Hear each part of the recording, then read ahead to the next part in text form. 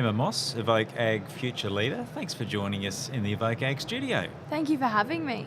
Now, you've been involved in a pretty impressive panel here.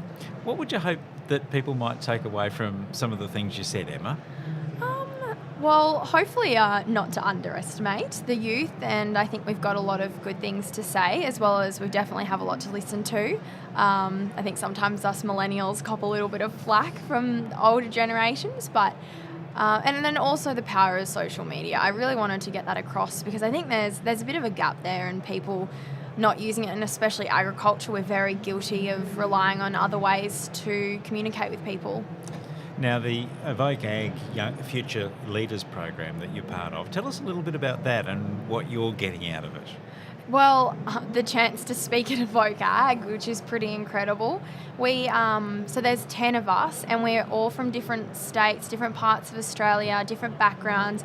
Some of us not from properties, so we've all come from different areas, which has been pretty cool to just even meet each other and have a chat because we've got ag in common, but the way we got there is different. So that's probably one thing that I've got out of the program is just having similar-minded people passionate about the industry, but we've also made a pact, I guess you could call it. So we've come up with some goals and we're still finalising them because we've seen some really big things that we want to be part of a change with. So yeah, we've come up with some ways that we're just going to have a little tiny drop in the ocean to start fixing those problems. Can you share any of those, or are they still embryonic? Oh, I mean, based on all getting out to at least one school and talking about our journey into agriculture, careers in agriculture, and why people should care about where their food comes from is probably just one. Yeah.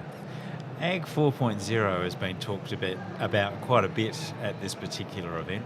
What's that mean to you, Emma? Well, it's pretty cool just to get my name out there and have people just come up and have a chat with me. That's been it's opened a lot of doors already, and just even talking to people who are passionate about similar things but have 20, 30, 40 years more life experience than me, so can share a lot. That's been one element that's been amazing. And you're keen on trying to be an influencer in the agricultural sphere in future? Well, I think I really want to be able to help steer the future of agriculture, and I think that comes with being a leader, and as a part of being a leader that does encompass influencing. So that's, leading isn't up ahead, that's bringing everyone up with you and finding everyone's strengths and using that to create a better collaborative team. So I guess, influencing is one part of that. What is it about agriculture that really pushes your buttons? Because you seem quite passionate about it. Because it's for everyone, I think. It doesn't exclude anyone. There are people from all over the world, from all different backgrounds, in all different interests that can be and are involved in agriculture. And I think that collaboration and that future mind, and it's a necessity that we continue thinking into the future. That excites me because we don't have a choice. Now, your life on a station exercise that you undertook when you were up in the Kimberley, tell us a little bit about that, because that was just extraordinary. Oh, thank you. Well, I bought a secondhand camera from the station cook up there, and I started taking photos, posting them on Facebook, and then a few people said you should start an Instagram. And so I kind of started the Instagram, not knowing who would follow, who would care type thing. But then after the first week, I had 2,000 followers, and I kind of thought to myself, oh, okay, I might be able to do something with this. And yeah, I currently have 17,000 followers, and I've been able to do lots of talks about why social media is necessary in agriculture, even why women are necessary in agriculture, different career opportunities in schools and everything, which has been great. But I think just the power of pictures has been a pretty cool lesson to learn. And there have been some amazing pictures through that Instagram account, and I'm sure it's opened up a world of understanding for a whole bunch of people, really.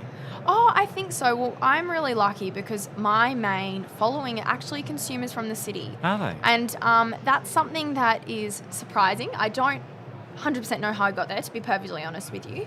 But that excites me because my life goal, I guess you could call it, is to close that producer-consumer gap. And I really think that by targeting consumers in a way that isn't pushy, but it's just an easy little way to educate. So my pictures in the caption have 1 or 2 lines about what's happening.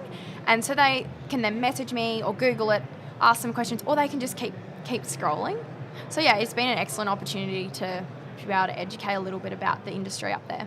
Do you think that really proves the point that people are very interested about life beyond where they live and where their food comes from and how food's produced? Definitely. I think the power of a story or people's stories should never be underestimated, and especially untold stories. People like to delve into that because I think everyone can relate to a time when they maybe felt unheard or misunderstood, and so if they can see other stories that have gone unheard, then they find some connection with that, and then I think then there's another level to where their food comes from. But I think that's possibly another reason again. Now, on the panel here at evokeAG, you really were quite, you set out a rallying call about social media. Now, what was that? What were you trying to encourage everyone to do? Just share. Don't be present on social media. Be active on social media. There is so much potential to reach out to people that you don't even realise are watching your posts or your photos or your stories, and everyone deserves to know what's happening out there, especially in agriculture, because we're feeding and clothing the world, and everyone, if they want to, deserves to know what's happening. There's some pretty nasty activity that goes on social media, though. I would imagine that your life on a station's been a very positive experience for you, but can you appreciate why some might shy away from wanting to get into that space because of some of the things that you can encounter?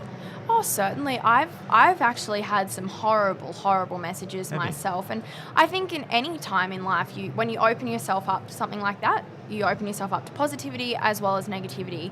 But I've just kind of used some of that negativity as fire to keep going, and others just click the block button. I've got death threats before. I've got sent quite inappropriate things from men and things like that. But I don't know. I guess you just have to focus on the positive. Otherwise, you probably wouldn't do anything in life, would you? Probably not. But it hasn't fazed you? Hasn't put you off?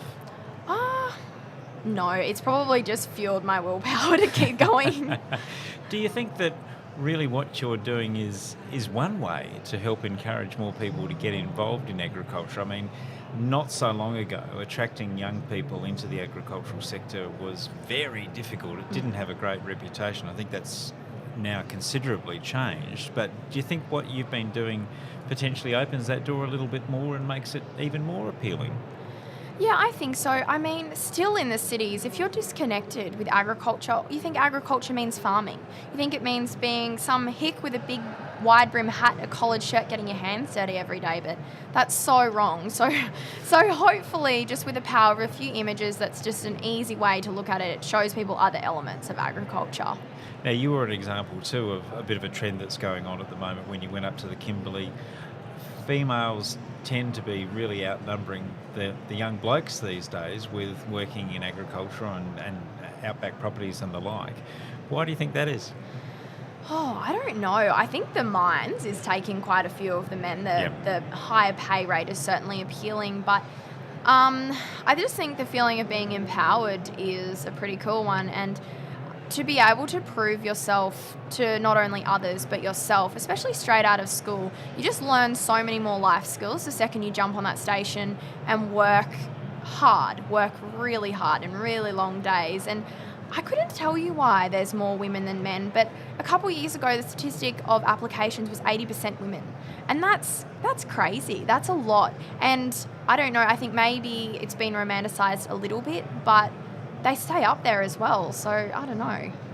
Well, obviously something's really working and there is great appeal there. Now, tell me, you're studying now. Did that experience point you in the direction of the study that you're doing, or were you going to do that anyway? I always knew that I wanted to study agriculture, but I just wasn't sure in what specifically. So that's why I decided to have a gap year, because I didn't want to go to uni for the sake of going to uni. So I ended up having 2 years because I loved it so much. But yeah, it certainly shaped my passion for the beef industry. I probably always preferred cattle over sheep anyway, but now my main interest is in the link between soil to plant to animal nutrition. So I'm doing a Bachelor of Sustainable Agriculture, and I'm doing a major in livestock production and a major in agronomy. So to really be able to link that and look at holistic grazing and sustainable grazing and things like that. Where do you hope that'll lead? hopefully to head back up north. I'd love to do some consulting work and improve some practices up there, but I mean, who knows? I don't think that the future of Australian agriculture is just in Australia. We really are starting to finally realise that we have to go global if we want to keep expanding and getting bigger and be able to feed the world. So I don't know. I'm also really interested in ag policy, so I guess we'll just have to see. So the world is really your oyster at this point, isn't it? Yeah. Well, wishing you every success, Emma. I think if you are the future of Australian agriculture, it's in very good hands. So Emma Moss, evokeAG future leader, thanks for joining us in the evokeAG studio. Thank you very much.